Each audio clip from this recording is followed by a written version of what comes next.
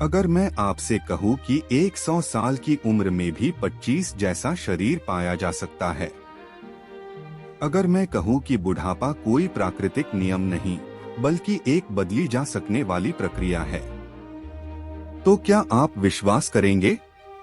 प्राचीन ऋषियों ने जिस कायाकल्प विद्या को सदियों तक गुप्त रखा, वही विद्या आज फिर से जागृत हो रही है। एक ऐसी शक्ति जो शरीर की कोशिकाओं को फिर से जवान बना सकती है, जो झुर्रियों, कमजोरी और रोगों को जड़ से मिटाने का दावा करती है।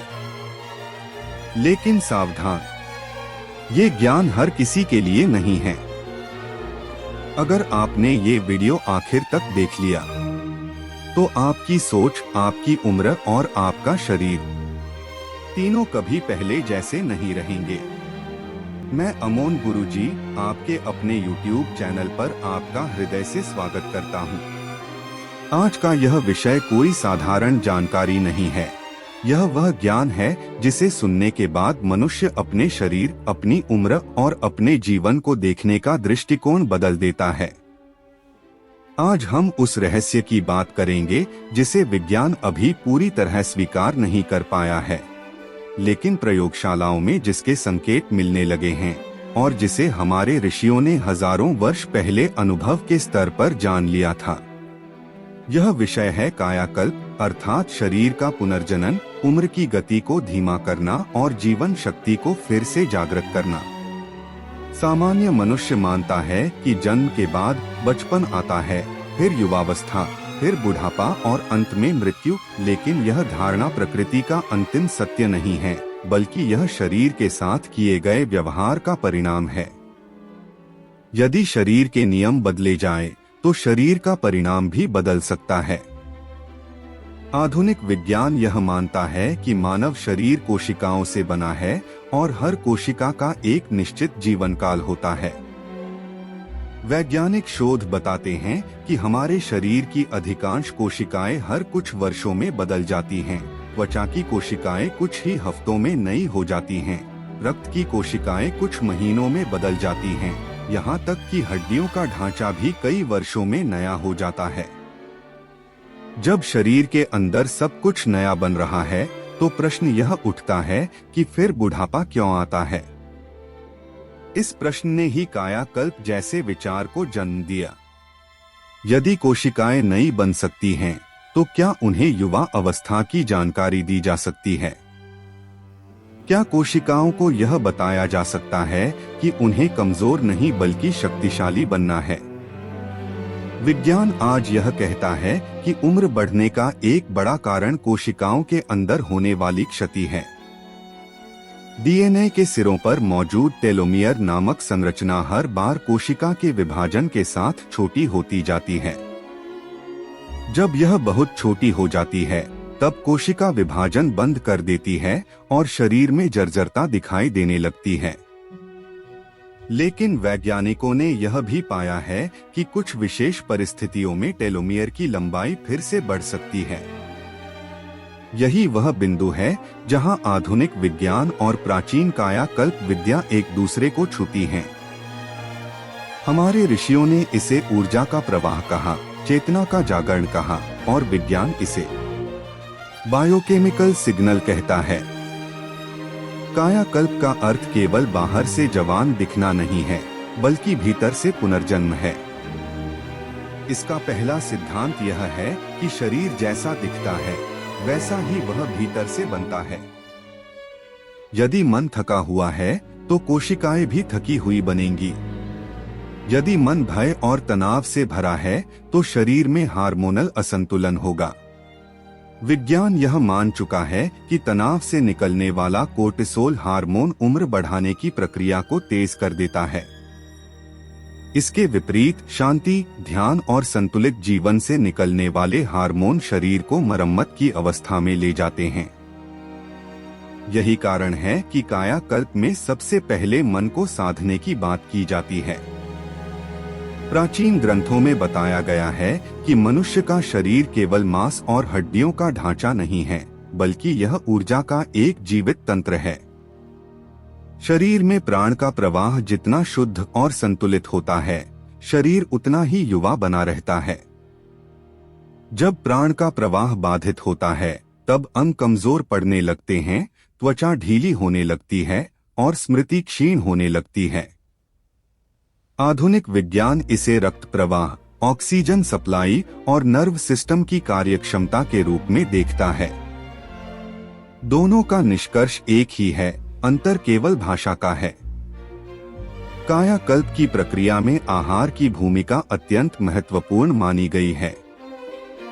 जो भोजन शरीर को केवल पेट भरने के लिए दिया जाता है, वह शरीर को बूढ़ा करता है, और जो भोजन शरीर को पुनर्निर्माण की सामग्री देता है, वही भोजन शरीर को युवा बनाए रखता है। आज विज्ञान यह कहता है कि एंटीऑक्सीडेंट, माइक्रोन्यूट्रिएंट्स और सही फैटी एसिड कोशिकाओं को ऑक्सीडेटिव डैमेज से बचाते हैं। हमारे पूर्वज इन्हें रसायन, अमृत तुल्य भोजन और जीवनदायी तत्व कहते थे। जब शरीर को सही तत्व मिलते हैं, तो वह स्वयं अपनी मरम्मत करने लगता है। कायाकल्प केवल दवाओं या जड़ी बूटियों तक सीमित नहीं है। यह जीवन जीने की एक विधि है। इसमें नींद का समय, जागने का समय, सूर्य के प्रकाश का उपयोग, श्वास की गति और विचारों की दिशा, सब कुछ शामिल है। विज्ञान आज यह स्वीकार करता है कि सर्कैडियन रिदम के बिगड़ने से उम्र बढ़ने की प्रक्रिया तेज हो जाती है। हमारे शास्त्र इसे दिनचर्या का उल्लंघन कहते थे।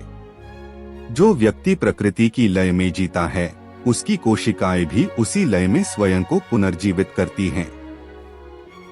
एक महत्वपूर्ण तथ्य यह भी है कि शरीर जिस अवस्था को बार बार अनुभव करता है, वही उसकी स्थायी अवस्था बन जाती है।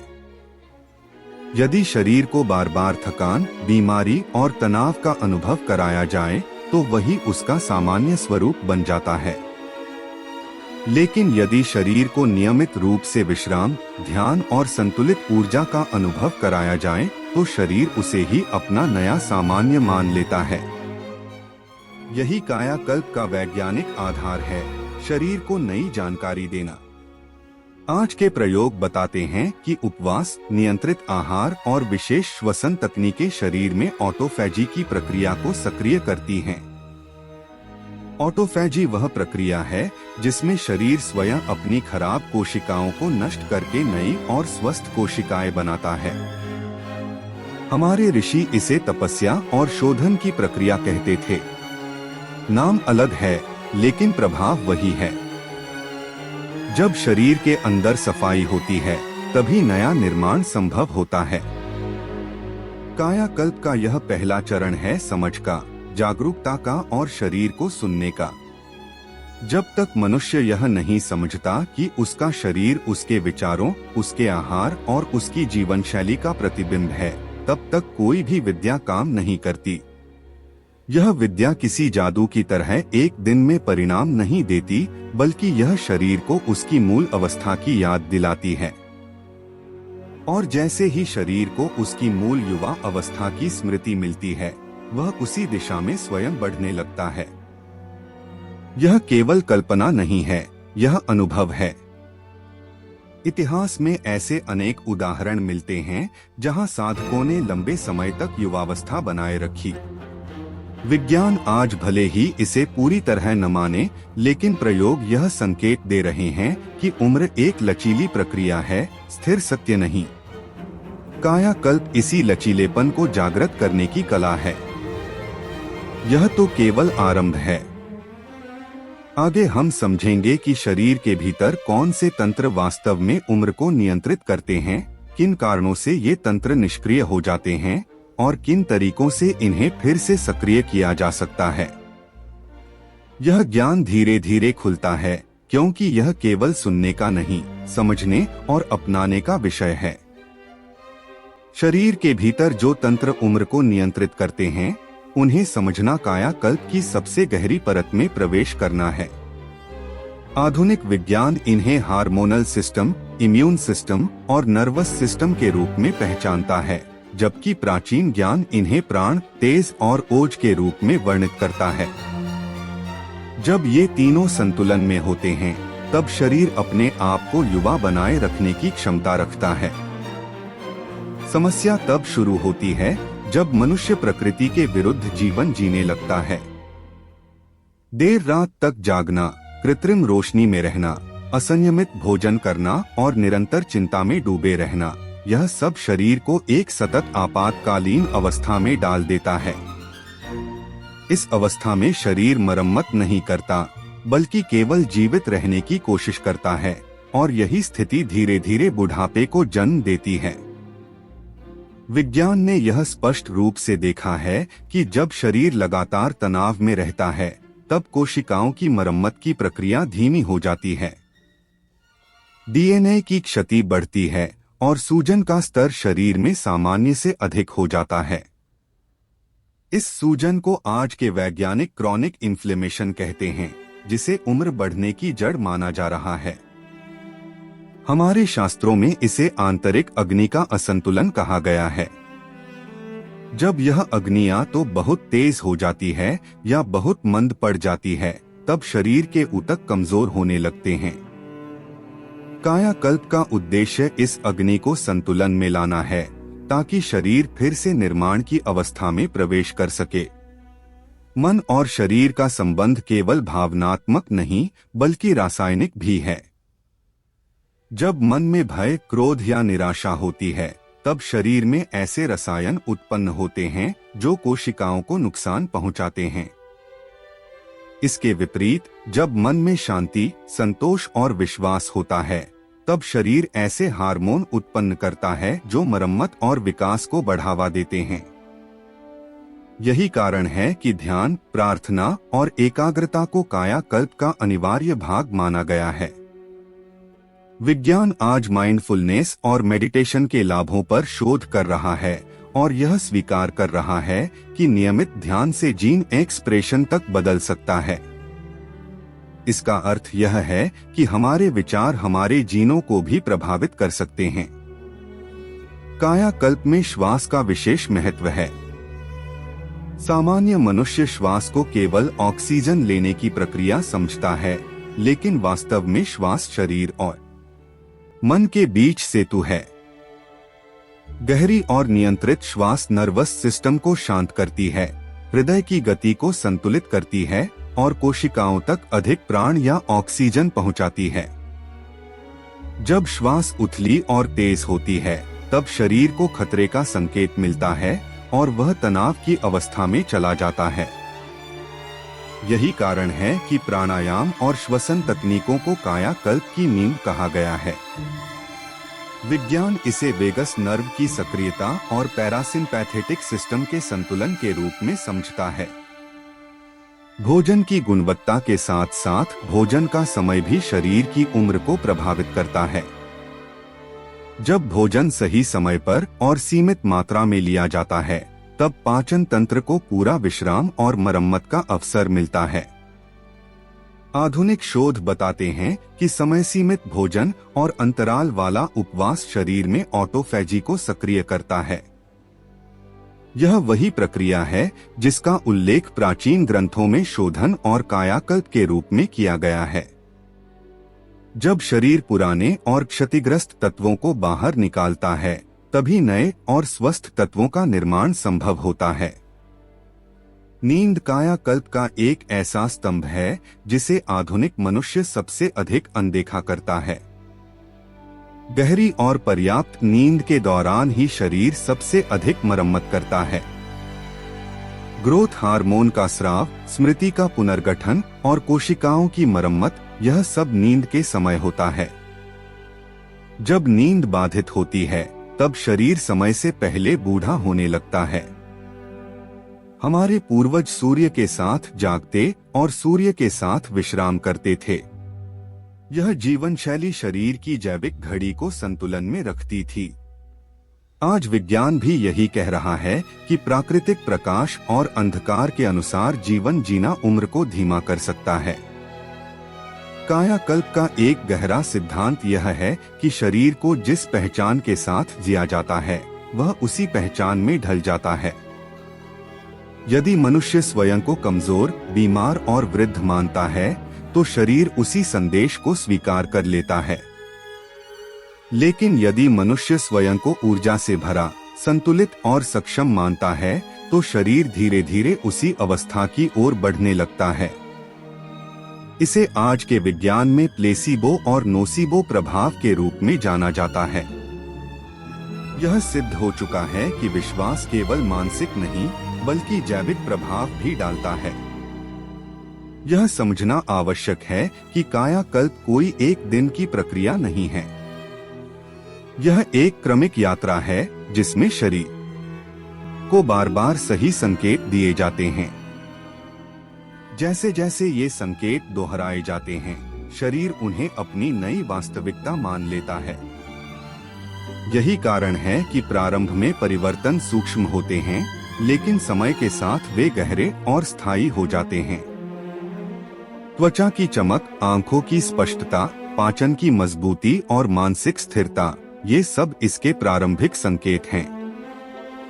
आगे चलकर हम और गहराई से समझेंगे कि किस प्रकार शरीर की आंतरिक ग्रंथियां, विशेष रूप से पीनियल और पिट्यूटरी ग्रंथि, उम्र और चेतना को प्रभावित करती हैं। हम यह भी जानेंगे कि किस प्रकार कुछ विशेष अभ्यास और जीवन शैली के परिवर्तन इन ग्रंथियों को सक्रिय कर सकते हैं। यह ज्ञान धीरे धीरे खुलता है, क्योंकि इसे केवल सुनकर नहीं, बल्कि समझकर और अपनाकर ही अनुभव किया जा सकता है। यह यात्रा अभी जारी है। शरीर के भीतर छिपी संभावनाएं कल्पना से कहीं अधिक विशाल हैं। जब मनुष्य इन संभावनाओं को पहचान लेता है, तब उम्र केवल एक संख्या बनकर रह जाती है और जीवन एक जागृत अनुभव में परिवर्तित हो जाता है। शरीर के भीतर एक और गहरा रहस्य छिपा है, जिसे सामान्य जीवन में कोई महसूस नहीं करता, लेकिन वही रहस्य कायाकल्प की आत्मा है। मनुष्य का शरीर केवल भौतिक पदार्थों से नहीं बना, बल्कि उसके भीतर निरंतर विद्युत और रासायनिक संकेतों का आदान प्रदान होता रहता है। हर विचार एक सूक्ष्म विद्युत तरंग उत्पन्न करता है और हर भावना शरीर के रसायनों को प्रभावित करती है। जब ये तरंगें और रसायन असंतुलित हो जाते हैं, तब शरीर में अव्यवस्था उत्पन्न होती है, जिसे हम बीमारी और बुढ़ापे के रूप में देखते हैं। विज्ञान आज इसे न्यूरोकेमिकल इम्बैलेंस कहता है और प्राचीन ज्ञान इसे चेतना का अवरोध मानता है। कायाकल्प का उद्देश्य इस अवरोध को हटाना है।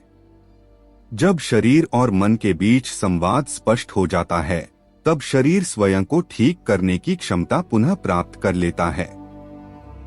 इसका सबसे स्पष्ट उदाहरण प्रतिरक्षा प्रणाली है। जब मन शांत और स्थिर होता है, तब प्रतिरक्षा तंत्र अधिक सक्रिय और बुद्धिमान हो जाता है। वैज्ञानिक शोध बताते हैं कि सकारात्मक मानसिक अवस्था में रहने वाले लोगों में संक्रमण से लड़ने की क्षमता अधिक होती है और वे तेजी से स्वस्थ होते हैं। हमारे शास्त्रों में इसे ओज की वृद्धि कहा गया है। ओज वह सूक्ष्म शक्ति है जो शरीर को दीर्घायु और तेजस्वी बनाती है। कायाकल्प में गति और स्थिरता दोनों का संतुलन आवश्यक माना गया है। अत्यधिक शारीरिक परिश्रम शरीर को थका देता है और अत्यधिक आलस्य शरीर को जड़ बना देता है। विज्ञान इसे ओवर ट्रेनिंग और सेडेंटरी लाइफस्टाइल के रूप में पहचानता है। संतुलित गति जैसे योग, धीमी चाल, नियंत्रित व्यायाम और सचेत गतिविधियां शरीर को लचीला और ऊर्जावान बनाए रखती हैं। जब शरीर नियमित रूप से सही प्रकार की गति करता है, तब जोड़ों में चिकनाहट बनी रहती है, मांसपेशियां मजबूत रहती हैं और रक्त प्रवाह सुचारू रहता है। यही स्थिति शरीर को लंबे समय तक युवा बनाए रखती है। एक महत्वपूर्ण तथ्य यह भी है कि शरीर परिवर्तन से डरता नहीं, बल्कि अचानक और अव्यवस्थित परिवर्तन से डरता है। जब जीवन शैली में परिवर्तन धीरे धीरे और निरंतर किया जाता है, तब शरीर उसे स्वीकार कर लेता है। कायाकल्प इसी सिद्धांत पर आधारित है। इसमें कोई भी प्रक्रिया शरीर पर थोपी नहीं जाती, बल्कि शरीर को समझाया जाता है। विज्ञान इसे एडेप्टेशन कहता है। जब शरीर को सही वातावरण मिलता है तो वह स्वयं को उसी के अनुसार ढाल लेता है। आज के युग में मनुष्य सबसे अधिक जिस तत्व की कमी से जूझ रहा है वह है मौन। निरंतर शोर, सूचना और उत्तेजना ने मन को थका दिया है। जब मन को विश्राम नहीं मिलता तब शरीर भी विश्राम नहीं कर पाता। कायाकल्प में मौन को औषधि के समान माना गया है। कुछ समय के लिए बाहरी उत्तेजनाओं से दूर रहना, मन को भीतर की ओर मोड़ना और स्वयं को महसूस करना, यह शरीर को गहरे स्तर पर विश्राम देता है। विज्ञान आज सेंसरी डिटॉक्स और न्यूरल रेस्ट की बात कर रहा है, जो वास्तव में उसी प्राचीन ज्ञान की आधुनिक अभिव्यक्ति है। शरीर की कोशिकाएं केवल पोषण से नहीं, बल्कि जानकारी से भी जीवित रहती हैं। यह जानकारी हार्मोन, न्यूरोट्रांसमीटर और विद्युत संकेतों के रूप में मिलती है। जब यह जानकारी स्पष्ट और संतुलित होती है, तब कोशिकाएं सही ढंग से कार्य करती हैं। जब जानकारी विकृत होती है, तब कोशिकाएं भ्रमित हो जाती हैं और गलत तरीके से विभाजित होने लगती हैं। यही स्थिति उम्र बढ़ने और रोगों की शुरुआत करती है। कायाकल्प का कार्य इस आंतरिक जानकारी को शुद्ध करना है। यह भी समझना आवश्यक है कि शरीर की हर कोशिका का अपना एक स्मृति तंत्र होता है। कोशिकाएं यह याद रखती हैं कि उन्हें किस प्रकार का वातावरण मिला है। यदि वर्षों तक कोशिकाओं को तनाव, विषाक्तता और थकान का वातावरण मिला है, तो वे उसी के अनुसार स्वयं को ढाल लेती हैं। लेकिन यदि उन्हें धीरे धीरे शुद्धता, विश्राम और संतुलन का अनुभव कराया जाए, तो वे अपनी स्मृति को बदल सकती हैं। विज्ञान इसे एपिजेनेटिक्स कहता है। इसका अर्थ है कि जीन स्थिर नहीं हैं, बल्कि वातावरण के अनुसार सक्रिय या निष्क्रिय होते रहते हैं। कायाकल्प में जल को भी विशेष महत्व दिया गया है। जल केवल प्यास बुझाने का साधन नहीं है, बल्कि यह शरीर के भीतर सूचना को वहन करने वाला माध्यम है। शुद्ध और पर्याप्त जल कोशिकाओं के बीच संवाद को बेहतर बनाता है। जब शरीर में जल की कमी होती है, तब कोशिकाओं के बीच घर्षण बढ़ता है और अपशिष्ट पदार्थ बाहर नहीं निकल पाते। आधुनिक विज्ञान भी यह मानता है कि हल्की सी निर्जलीकरण की अवस्था भी थकान, त्वचा की शुष्कता और एकाग्रता की कमी पैदा कर सकती है। जैसे जैसे मनुष्य कायाकल्प की इस समझ में गहराई से प्रवेश करता है, उसे यह अनुभव होने लगता है कि शरीर उसका शत्रु नहीं, बल्कि उसका साथी है। शरीर निरंतर संकेत देता है, लेकिन मनुष्य उन्हें अनसुना कर देता है।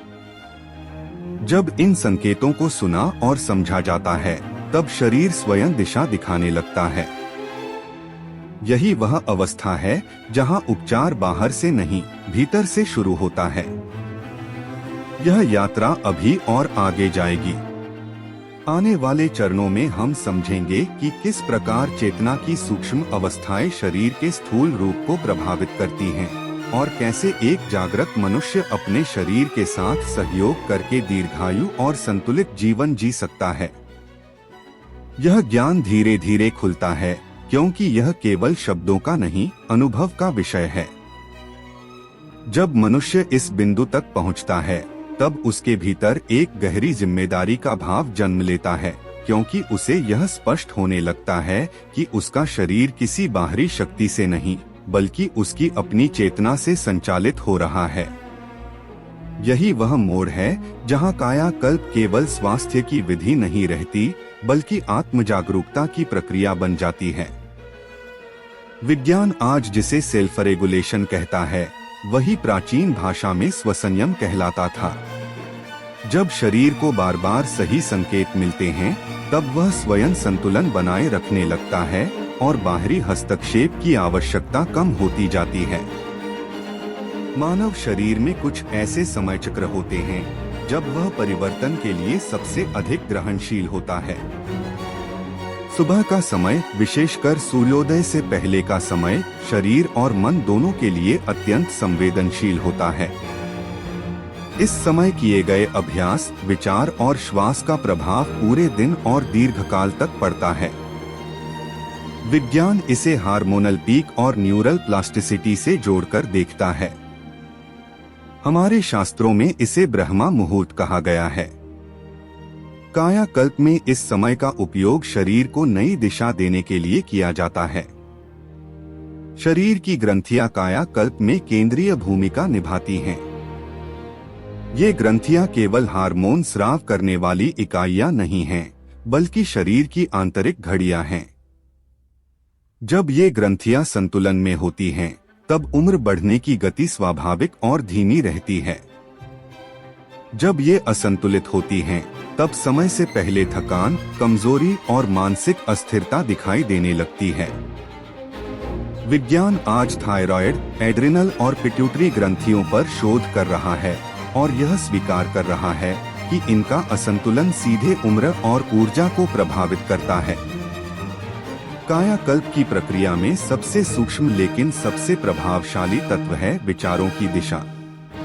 विचार केवल मानसिक गतिविधि नहीं है, बल्कि वे शरीर के लिए आदेश की तरह काम करते हैं।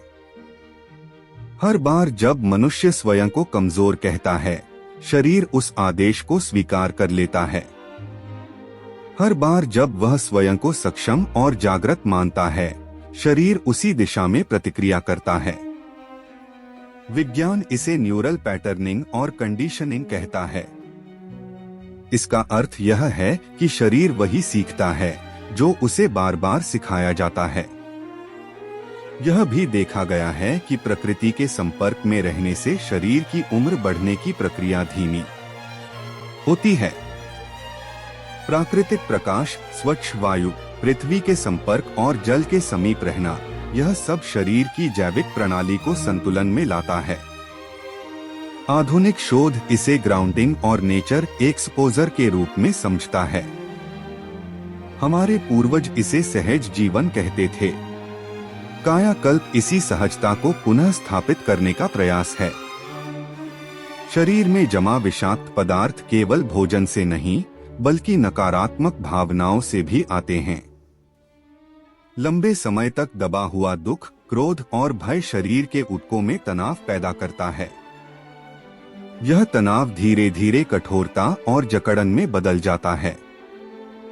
जब भावनाओं को समझकर मुक्त किया जाता है, तब शरीर में भी हल्कापन आने लगता है। विज्ञान आज साइकोसोमैटिक प्रभावों की बात कर रहा है, जो यह सिद्ध करते हैं कि भावनाएं शरीर पर गहरा प्रभाव डालती हैं। कायाकल्प में निरंतरता को सबसे बड़ा रहस्य माना गया है। कोई भी अभ्यास, आहार या विचार यदि कुछ दिन करके छोड़ दिया जाए, तो उसका प्रभाव सीमित रहता है। लेकिन जब वही अभ्यास जीवन का हिस्सा बन जाता है, तब शरीर उसे अपनी पहचान बना लेता है। यही कारण है कि कायाकल्प किसी चमत्कार का वादा नहीं करती, बल्कि एक नए जीवन का मार्ग दिखाती है। यह मार्ग धैर्य और समझ से चलता है, जल्दबाजी से नहीं। जैसे जैसे शरीर शुद्ध और संतुलित होता है, मन की स्पष्टता बढ़ने लगती है। निर्णय लेने की क्षमता सुधरती है, स्मृति मजबूत होती है और एक गहरी स्थिरता अनुभव होने लगती है। यह संकेत है कि शरीर और मन एक दूसरे के विरोध में नहीं, सहयोग में काम कर रहे हैं। विज्ञान इसे कोहेरेंस की अवस्था कहता है, जहां शरीर की विभिन्न प्रणालियां एक लय में कार्य करती हैं। यह भी महत्वपूर्ण है कि कायाकल्प का उद्देश्य मृत्यु से लड़ना नहीं है, बल्कि जीवन की गुणवत्ता को बढ़ाना है।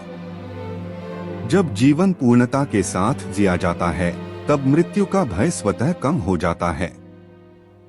एक जागृत शरीर और शांत मन के लिए हर क्षण एक अनुभव बन जाता है, बोझ नहीं। यही अवस्था दीर्घायु का वास्तविक अर्थ है। यह प्रवाह अभी जारी है। जैसे जैसे समझ गहरी होती जाएगी, शरीर के और भी सूक्ष्म रहस्य सामने आएंगे। यह यात्रा शब्दों से आगे जाकर अनुभव में परिवर्तित होगी और यही कायाकल्प का वास्तविक स्वरूप है। अब सबसे महत्वपूर्ण प्रश्न आता है कि कायाकल्प की यात्रा में क्या खाना चाहिए, क्योंकि शरीर को जैसा ईंधन मिलता है वह वैसा ही परिणाम देता है। भोजन केवल पेट भरने का साधन नहीं है, बल्कि यह शरीर के लिए सूचना है। हर कौर शरीर को यह संदेश देता है कि उसे कमजोर होना है या मजबूत, थका हुआ होना है या ऊर्जावान, वृद्ध होना है या युवा। विज्ञान आज इसे न्यूट्रिशनल सिग्नलिंग कहता है और प्राचीन ज्ञान इसे आहार से चेतना का निर्माण मानता है। कायाकल्प के अनुसार भोजन जितना सरल, स्वाभाविक और जीवंत होता है, शरीर उतनी ही आसानी से उसे पहचान लेता है।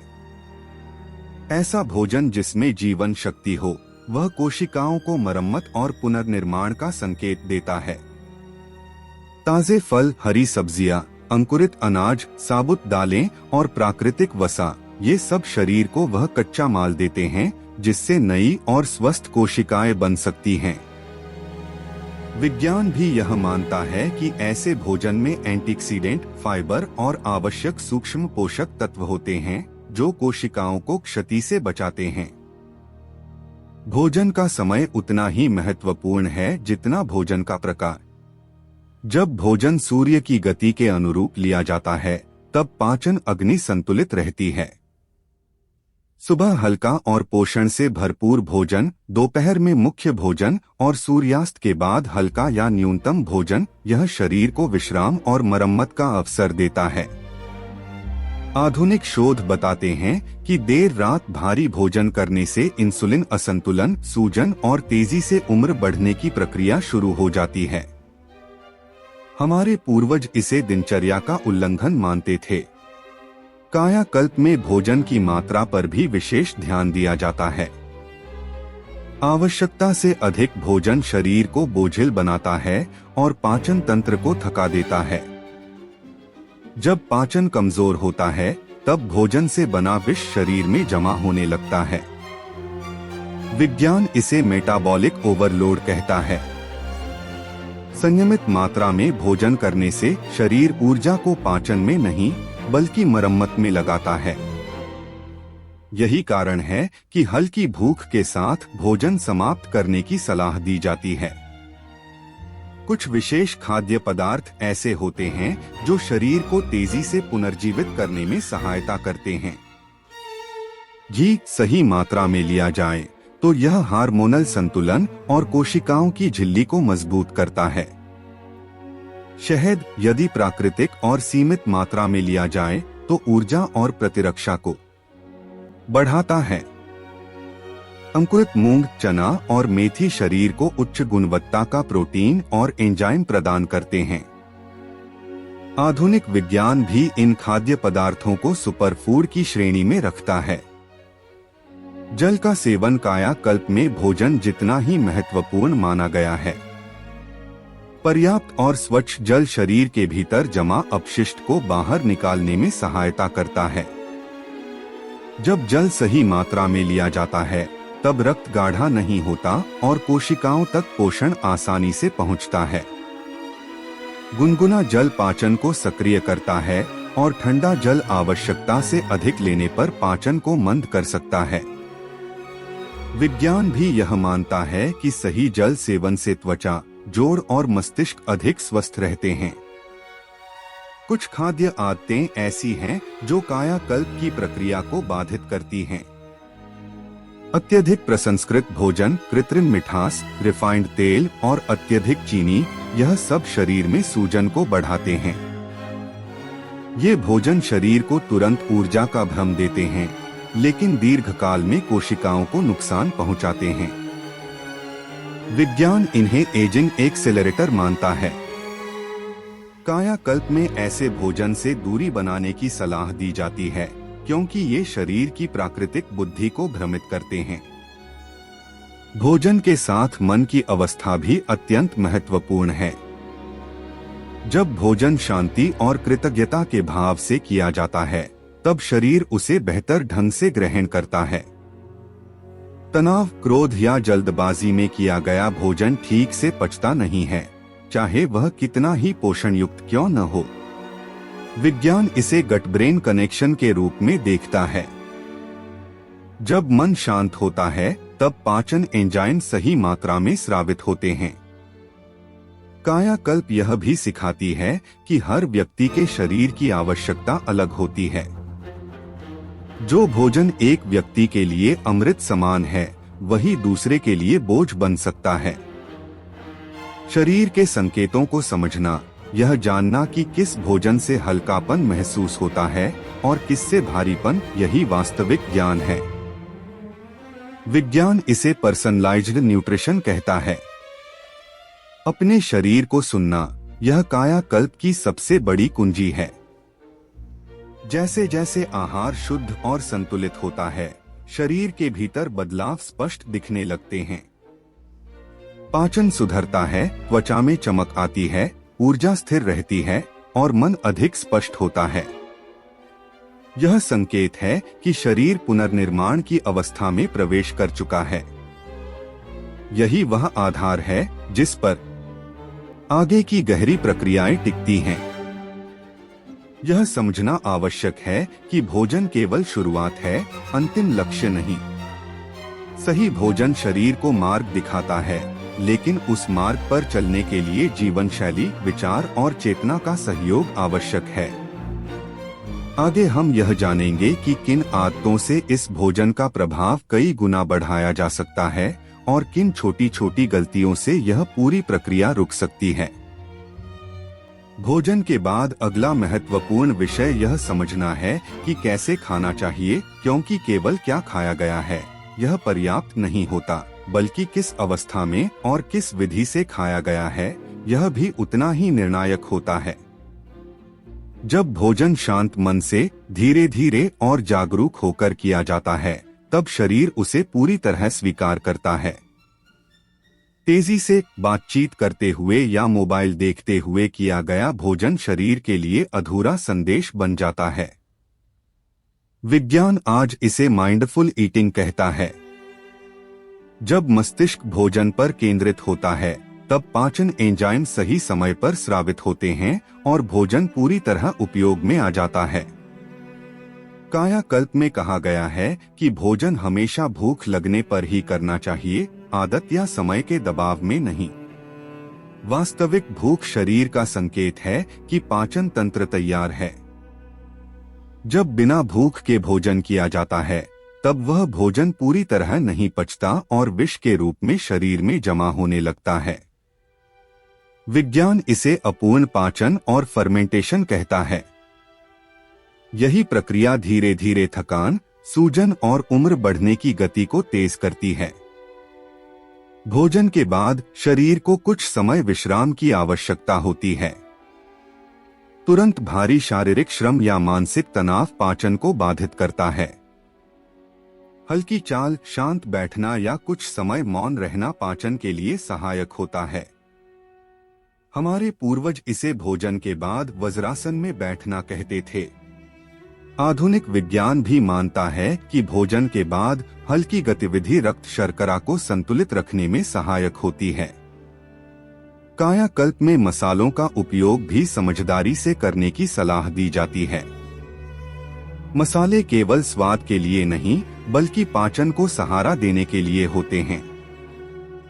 हल्दी, जीरा, धनिया, अदरक और काली मिर्च सीमित मात्रा में लेने पर पाचन अग्नि को संतुलित रखते हैं। विज्ञान आज इनके एंटी इन्फ्लेमेटरी और एंटीऑक्सीडेंट गुणों को स्वीकार कर चुका है। लेकिन अत्यधिक तीखा और भारी मसालेदार भोजन पाचन को कमजोर कर देता है और शरीर में गर्मी व सूजन बढ़ा सकता है। भोजन और जल के बीच संतुलन भी अत्यंत आवश्यक है।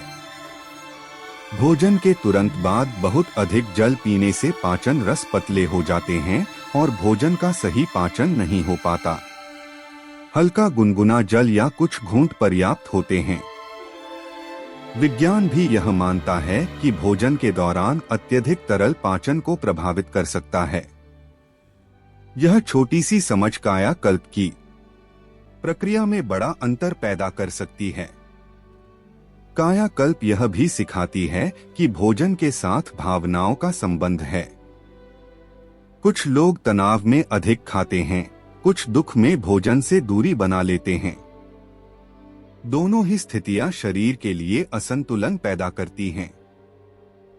भोजन को भावनात्मक सहारे के रूप में नहीं, बल्कि पोषण के रूप में देखना आवश्यक है। जब भोजन को उसकी सही भूमिका में रखा जाता है, तब शरीर और मन दोनों स्थिर रहते हैं। एक और महत्वपूर्ण बात यह है कि शरीर को समय समय पर विश्राम देना भी उतना ही आवश्यक है जितना पोषण देना। लगातार खाते रहना, बिना अंतराल के भोजन करना शरीर को मरम्मत का अवसर नहीं देता। अंतराल वाला भोजन शरीर को स्वयं की सफाई और पुनर्निर्माण का समय देता है। विज्ञान इसे मेटाबॉलिक रेस्ट कहता है। कायाकल्प में इसे संयम और संतुलन कहा गया है। जैसे जैसे भोजन की आदतें शुद्ध होती जाती हैं, शरीर की संवेदनशीलता बढ़ने लगती है। अब शरीर तुरंत बता देता है कि कौन सा भोजन उसे अनुकूल है और कौन सा नहीं।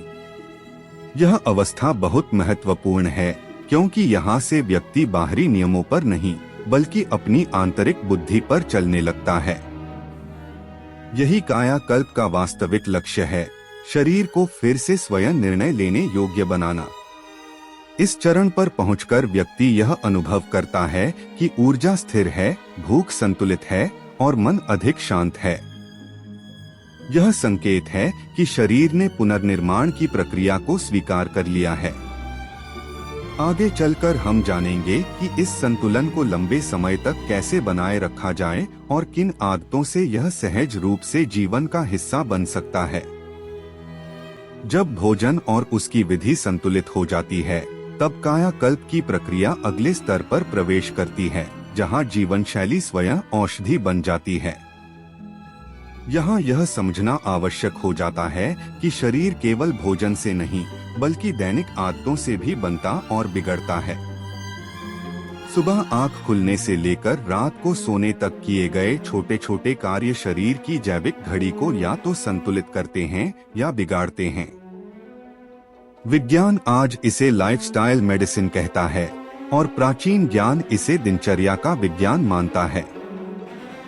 सुबह का आरंभ जिस भाव और जिस गति से होता है, उसका प्रभाव पूरे दिन पर पड़ता है। अचानक अलार्म की तेज आवाज से जागना, तुरंत मोबाइल देखना और चिंताओं में डूब जाना, यह शरीर को तनाव का संकेत देता है।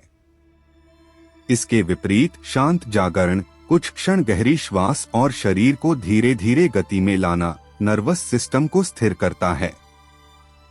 विज्ञान यह मानता है कि सुबह के पहले कुछ मिनट मस्तिष्क के लिए अत्यंत संवेदनशील होते हैं। इस समय दिया गया संदेश पूरे दिन के हार्मोनल संतुलन को प्रभावित करता है। कायाकल्प में सूर्य के प्रकाश को विशेष महत्व दिया गया है।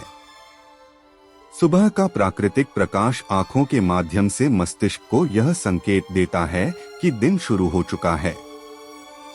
इससे मेलाटोनिन और सेरोटोनिन जैसे हार्मोन संतुलित होते हैं। जब यह संतुलन सही रहता है, तब नींद, ऊर्जा और मनोदशा तीनों सुधरते हैं। आधुनिक विज्ञान भी यह स्वीकार करता है कि प्राकृतिक प्रकाश के अभाव में रहने वाले लोगों में समय से पहले थकान और उम्र बढ़ने के लक्षण दिखाई देते हैं। शारीरिक गति को कायाकल्प में दंड नहीं, बल्कि संवाद माना गया है। जब शरीर को सही प्रकार की गति मिलती है, तब वह स्वयं को मजबूत और लचीला बनाता है।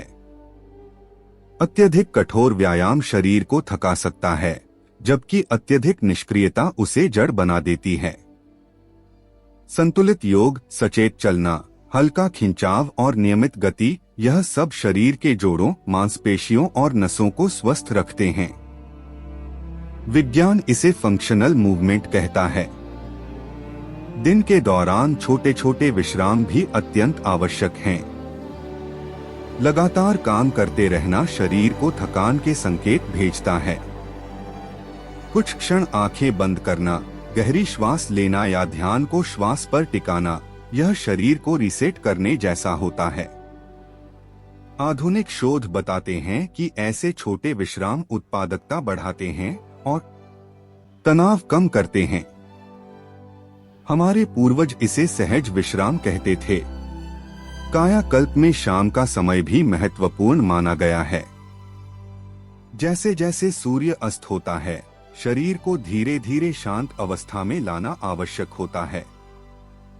तेज रोशनी, भारी भोजन और अत्यधिक उत्तेजना शरीर को भ्रमित करती है। जब शाम को हल्का भोजन, मंद रोशनी और शांत गतिविधियां अपनाई जाती हैं, तब शरीर गहरी नींद के लिए तैयार होता है। विज्ञान इसे स्लीप प्रिपरेशन फेज कहता है। नींद कायाकल्प की सबसे शक्तिशाली औषधि है। गहरी नींद के दौरान ही शरीर अपनी मरम्मत करता है। जब नींद नियमित और शांत होती है, तब त्वचा, मस्तिष्क और प्रतिरक्षा तंत्र तीनों मजबूत होते हैं। नींद की कमी शरीर को समय से पहले बूढ़ा कर सकती है।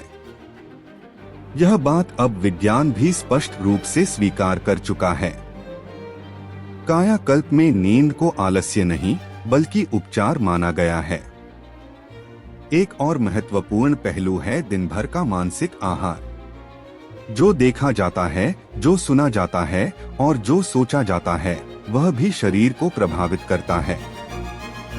नकारात्मक समाचार, लगातार भय और तुलना का भाव मन को अस्थिर करता है और शरीर में तनाव पैदा करता है। इसके विपरीत प्रेरणादायक विचार, मौन और सकारात्मक संगति शरीर को संतुलन की ओर ले जाती है। विज्ञान इसे इनपुट मैनेजमेंट कहता है। जब जीवन शैली इस स्तर पर संतुलित होने लगती है, तब व्यक्ति यह अनुभव करता है कि शरीर अब विरोध नहीं कर रहा, बल्कि सहयोग कर रहा है। ऊर्जा अधिक स्थिर होती है, थकान कम होती है और मन में स्पष्टता आती है। यही संकेत है कि कायाकल्प की प्रक्रिया गहराई से कार्य करने लगी है। आगे चलकर हम उन सूक्ष्म अभ्यासों की बात करेंगे जो इस संतुलन को और गहरा करते हैं और शरीर को दीर्घकाल तक युवा बनाए रखने में सहायक होते हैं। जब जीवन शैली संतुलित होने लगती है, तब आयुर्वेद कायाकल्प की प्रक्रिया में प्रवेश करता है, एक गहरी विज्ञानात्मक व्यवस्था के रूप में। आयुर्वेद केवल जड़ी बूटियों का ज्ञान नहीं है, बल्कि यह शरीर, मन और प्रकृति के बीच संतुलन का शास्त्र है। आयुर्वेद मानता है कि शरीर 3 मूल प्रवृत्तियों से संचालित होता है, जिन्हें दोष कहा गया है। ये दोष शरीर की संरचना, गति और स्थिरता को नियंत्रित करते हैं। जब ये संतुलन में रहते हैं, तब शरीर युवा, ऊर्जावान और रोग मुक्त रहता है, और जब इनमें असंतुलन होता है, तब रोग और समय से पहले बुढ़ापा प्रकट होता है। आयुर्वेद का सबसे महत्वपूर्ण सिद्धांत यह है कि हर व्यक्ति अलग है। एक ही औषधि या आहार सभी के लिए समान रूप से कार्य नहीं करता। यही कारण है कि आयुर्वेद व्यक्तिगत उपचार पर बल देता है। आधुनिक विज्ञान आज जिस पर्सनलाइज्ड मेडिसिन की बात कर रहा है, आयुर्वेद उसे हजारों वर्ष पहले स्वीकार कर चुका था। कायाकल्प में आयुर्वेद का उपयोग शरीर की मूल प्रकृति को समझकर किया जाता है, ताकि उपचार शरीर के विरुद्ध नहीं, बल्कि शरीर के साथ मिलकर कार्य करे। आयुर्वेद के अनुसार शरीर की पाचन शक्ति सबसे महत्वपूर्ण आधार है। यदि पाचन सही है, तो औषधि भी अमृत बन जाती है, और यदि पाचन कमजोर है, तो उत्तम भोजन भी विष बन सकता है। इसलिए कायाकल्प में सबसे पहले पाचन को सुदृढ़ करने पर ध्यान दिया जाता है। हल्की जड़ी बूटियां, सरल काढ़े और संतुलित आहार से पाचन अग्नि को धीरे धीरे स्थिर किया जाता है। विज्ञान इसे मेटाबॉलिक रेगुलेशन कहता है। कुछ आयुर्वेदिक वनस्पतियां ऐसी मानी गई हैं जो शरीर के पुनर्निर्माण में विशेष भूमिका निभाती हैं। ये औषधियां शरीर को बाहर से नहीं बदलती, बल्कि भीतर से उसकी कार्यक्षमता को बढ़ाती हैं। जब इन्हें सही समय, सही मात्रा और सही विधि से लिया जाता है, तब ये शरीर की कोशिकाओं को मरम्मत और पुनर्जनन का संकेत देती हैं।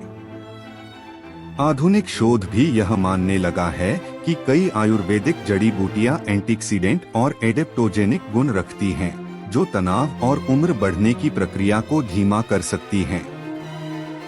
आयुर्वेद में रसायन चिकित्सा का विशेष स्थान है। रसायन का अर्थ है शरीर को पोषण देकर उसकी गुणवत्ता को बढ़ाना।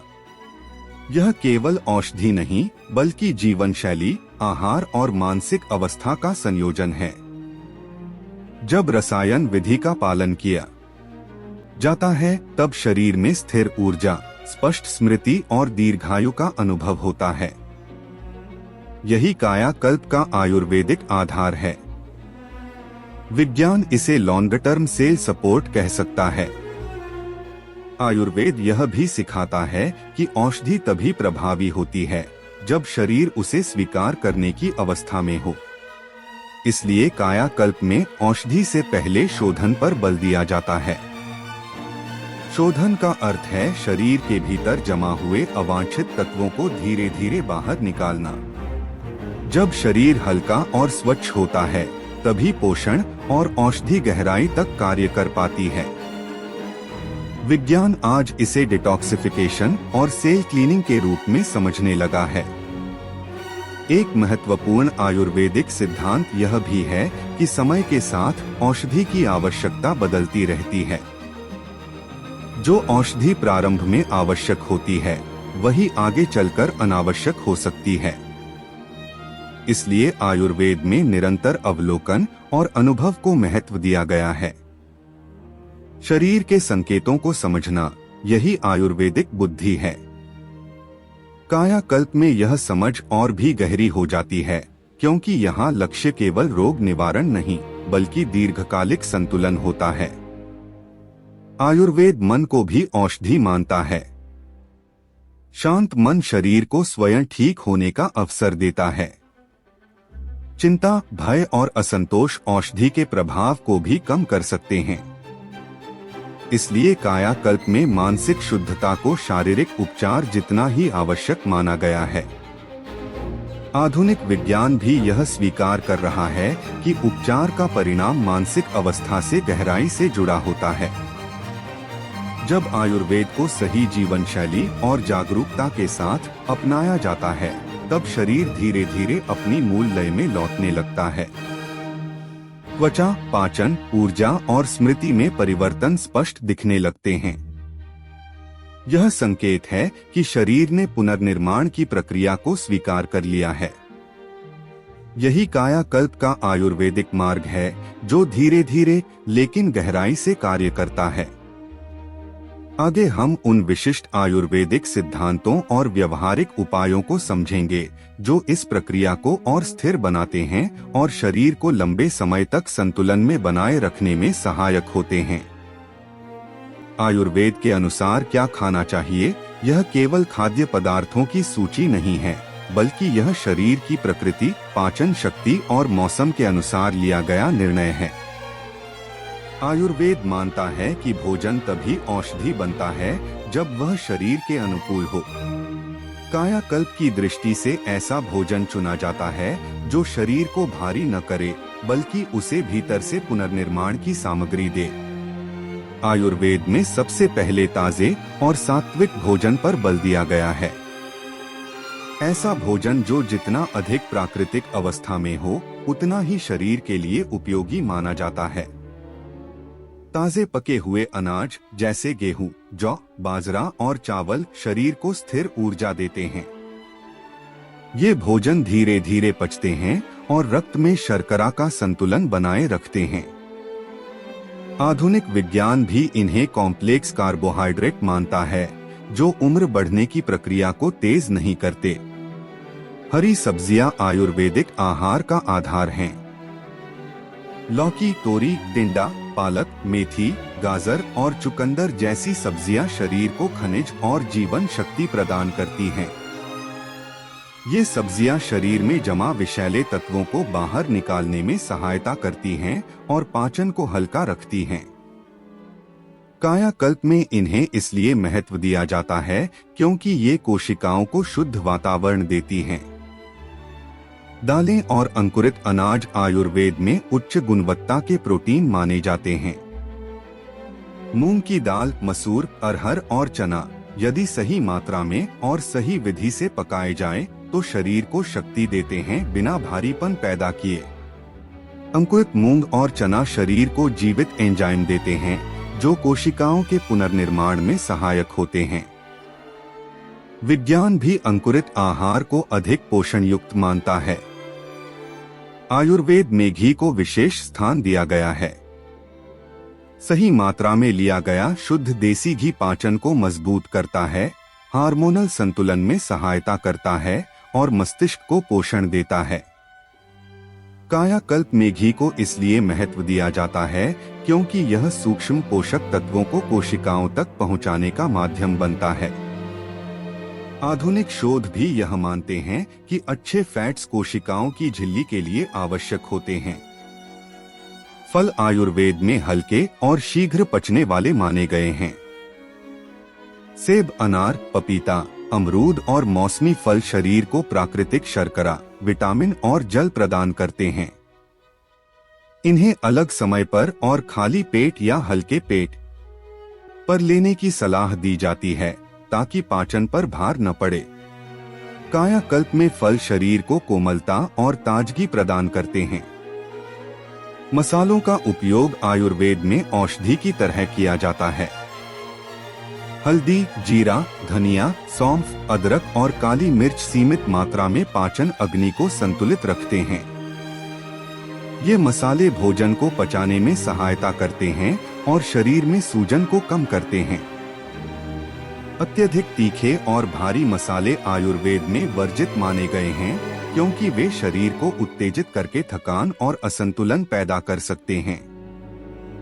आयुर्वेद यह भी कहता है कि गुनगुना भोजन और गुनगुना जल शरीर के लिए अधिक अनुकूल होता है। बहुत ठंडा भोजन और पेय पाचन अग्नि को मंद कर देते हैं, जिससे भोजन पूरी तरह नहीं पचता। कायाकल्प में पाचन को मजबूत रखना सबसे पहला लक्ष्य है, क्योंकि कमजोर पाचन के साथ कोई भी आहार या औषधि प्रभावी नहीं होती। कुछ खाद्य पदार्थ ऐसे हैं जिनसे आयुर्वेद कायाकल्प के दौरान दूरी बनाने की सलाह देता है। अत्यधिक तला हुआ भोजन, रिफाइंड चीनी, पैकेट वाला खाना, बासी भोजन और रासायनिक पदार्थों से बना आहार शरीर में विष और सूजन बढ़ाता है। ये भोजन शरीर को तुरंत स्वाद देते हैं, लेकिन दीर्घकाल में कोशिकाओं को कमजोर करते हैं। आधुनिक विज्ञान भी इन्हें एजिंग को बढ़ाने वाला मानता है। आयुर्वेद में भोजन के साथ अनुशासन को भी उतना ही महत्व दिया गया है। एक निश्चित समय पर भोजन करना, भोजन के बीच पर्याप्त अंतर रखना और रात में हल्का भोजन करना, यह सब शरीर को मरम्मत का अवसर देता है। कायाकल्प में यही अनुशासन धीरे धीरे शरीर की जैविक घड़ी को पुनः संतुलित करता है। जब आयुर्वेदिक आहार को समझ और संयम के साथ अपनाया जाता है, तब शरीर स्वयं संकेत देने लगता है कि उसे क्या चाहिए और क्या नहीं। भूख संतुलित होती है, पाचन सुधरता है और ऊर्जा स्थिर रहने लगती है। यही वह अवस्था है जहां भोजन केवल पेट भरने का साधन नहीं, बल्कि दीर्घायु और पुनर्जनन का माध्यम बन जाता है। आगे चलकर हम यह समझेंगे कि किन आयुर्वेदिक आदतों और दिनचर्या से इस भोजन का प्रभाव कई गुना बढ़ जाता है और कैसे छोटी छोटी सावधानियां कायाकल्प की पूरी प्रक्रिया को स्थायी बना सकती हैं। आयुर्वेद में परहेज को नकारात्मक प्रतिबंध नहीं माना गया है, बल्कि इसे शरीर को सही दिशा देने वाली सुरक्षा कहा गया है। कायाकल्प की प्रक्रिया में परहेज इसलिए आवश्यक होता है क्योंकि जब तक शरीर को नुकसान पहुंचाने वाले कारणों को रोका नहीं जाता, तब तक कोई भी आहार, औषधि या अभ्यास गहराई से कार्य नहीं कर सकता। परहेज का अर्थ है उन आदतों और खाद्य पदार्थों से दूरी बनाना जो पाचन, कोशिकाओं और चेतना को भ्रमित करते हैं।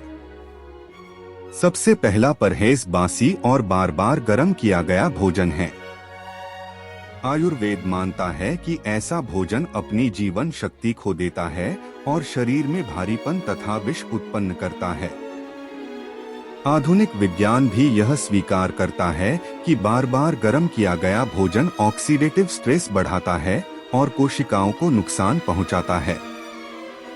कायाकल्प में ताजे भोजन पर इसलिए जोर दिया जाता है क्योंकि वही शरीर को पुनर्निर्माण का सही संकेत देता है। दूसरा महत्वपूर्ण परहेज रिफाइंड चीनी और अत्यधिक मिठास से जुड़ा है।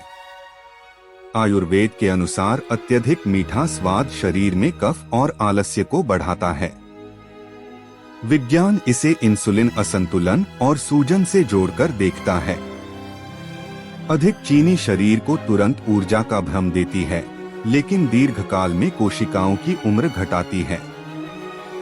कायाकल्प की यात्रा में प्राकृतिक मिठास को सीमित मात्रा में स्वीकार किया जाता है, लेकिन कृत्रिम मिठास से दूरी रखी जाती है।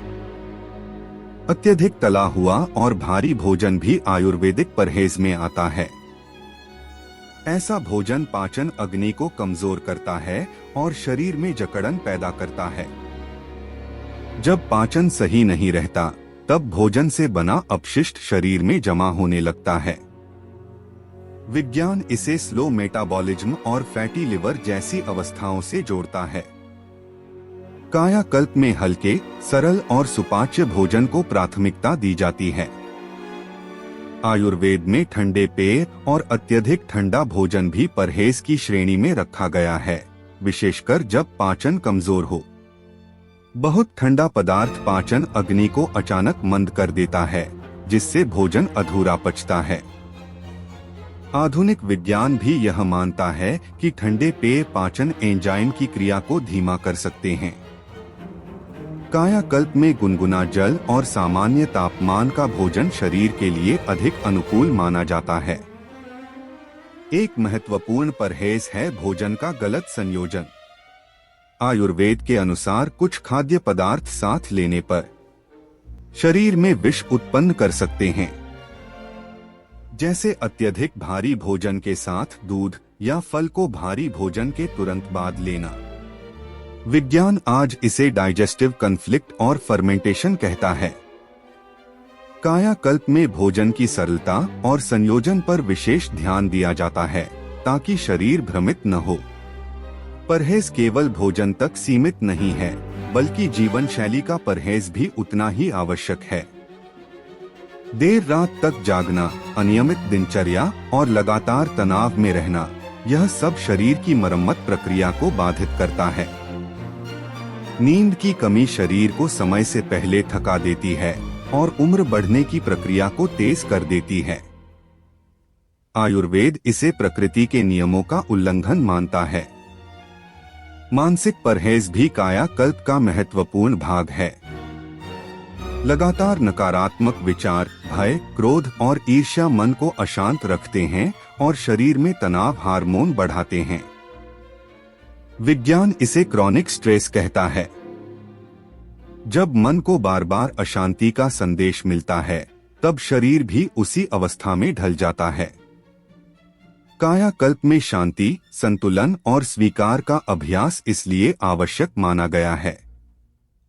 एक और सूक्ष्म लेकिन प्रभावशाली परहेज है अति से बचना। चाहे भोजन हो, व्यायाम हो या उपवास, किसी भी चीज की अति शरीर को नुकसान पहुंचा सकती है। आयुर्वेद संतुलन का शास्त्र है।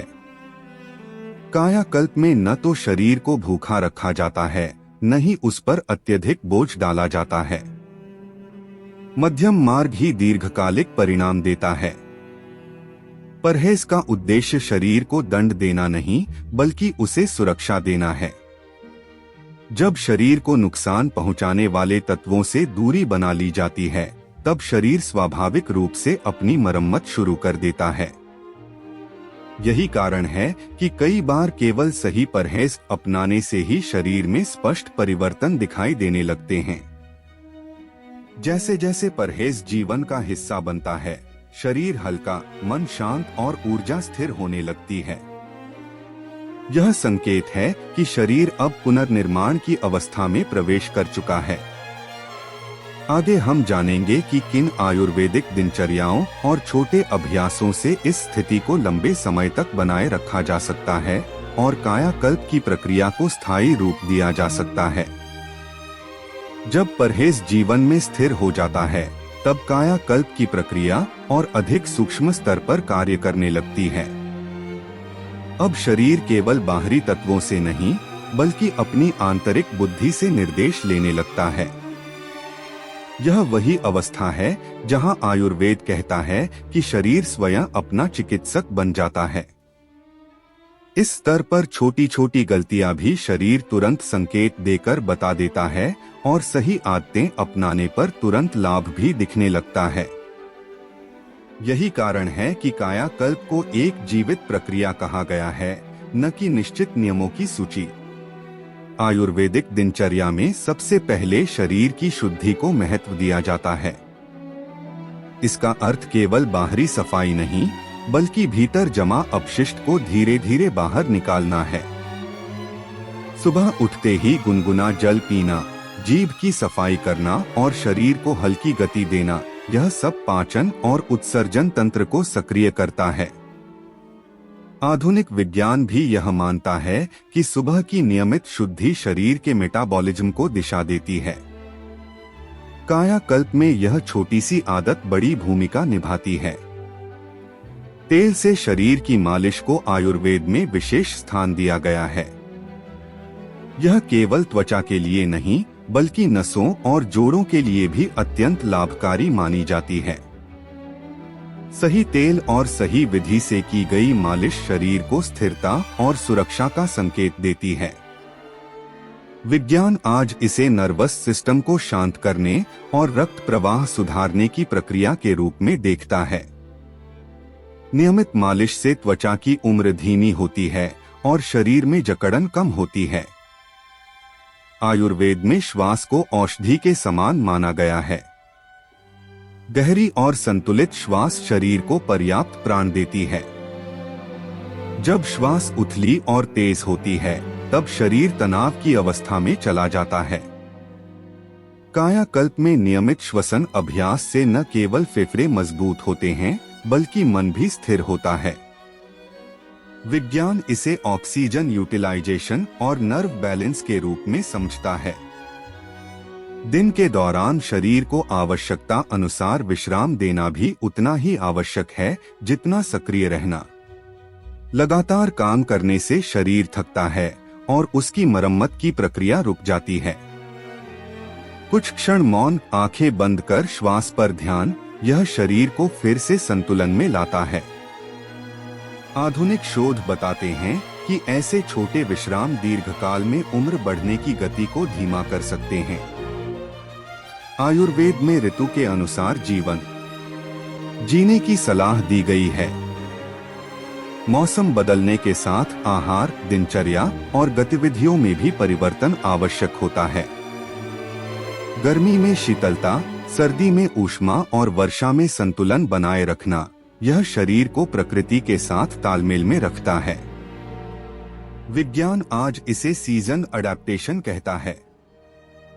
जो व्यक्ति ऋतु के अनुसार जीवन जीता है, उसका शरीर कम संघर्ष करता है और अधिक सहज रहता है।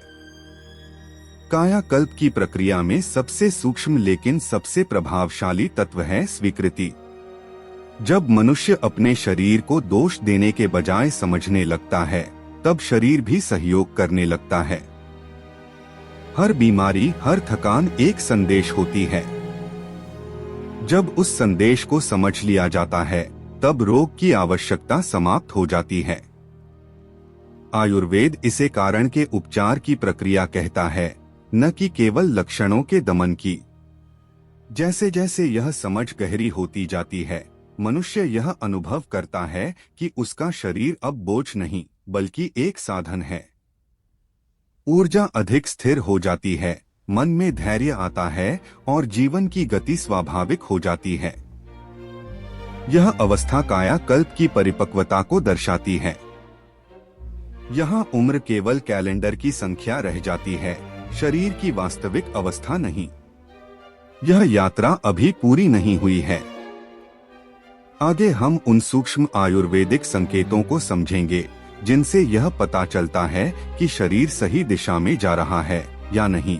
और किन छोटे छोटे सुधारों से इस प्रक्रिया को वर्षों तक बनाए रखा जा सकता है।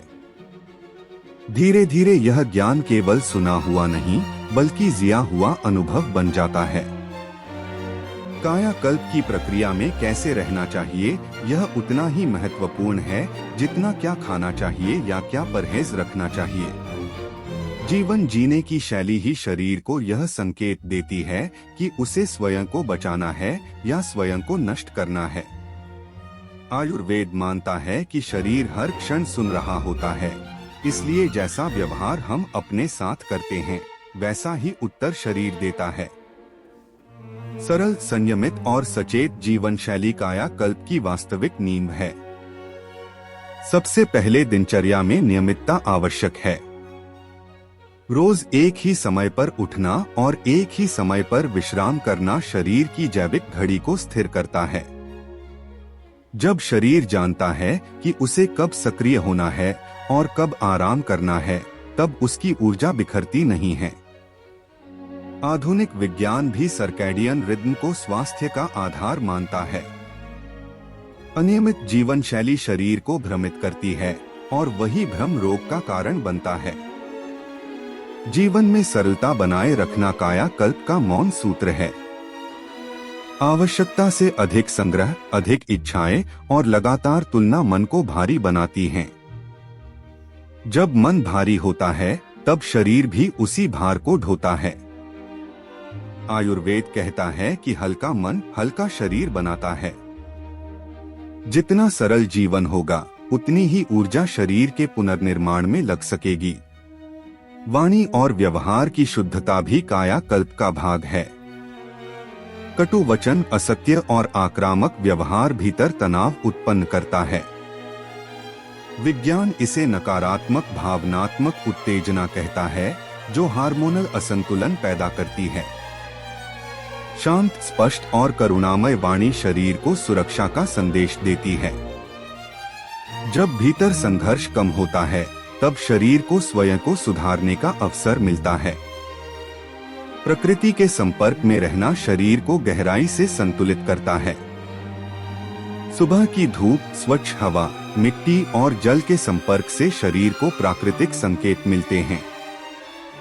यह केवल भावनात्मक नहीं बल्कि जैविक प्रभाव भी डालता है। विज्ञान इसे ग्राउंडिंग और नेचुरल लाइट एक्सपोजर के रूप में समझता है। कायाकल्प में प्रकृति से दूरी को एक बड़ा अवरोध माना गया है। शारीरिक गतिविधि में संतुलन आवश्यक है। न अत्यधिक आलस्य, न अत्यधिक थकावट। हल्की चाल, सहज योग, शरीर की सीमा को समझते हुए किया गया श्रम, यह सब शरीर को मजबूत बनाता है। जब शरीर को सम्मान के साथ चलाया जाता है तब वह भी लंबे समय तक साथ देता है।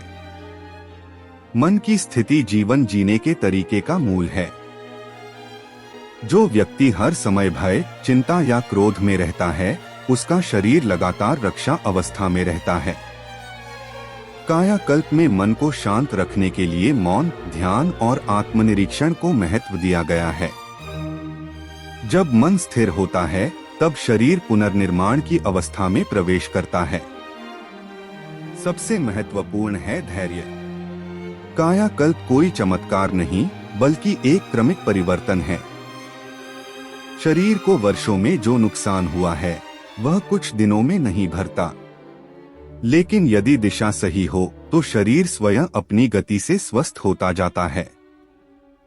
अधीरता शरीर पर दबाव डालती है जबकि धैर्य उसे सहयोग देता है।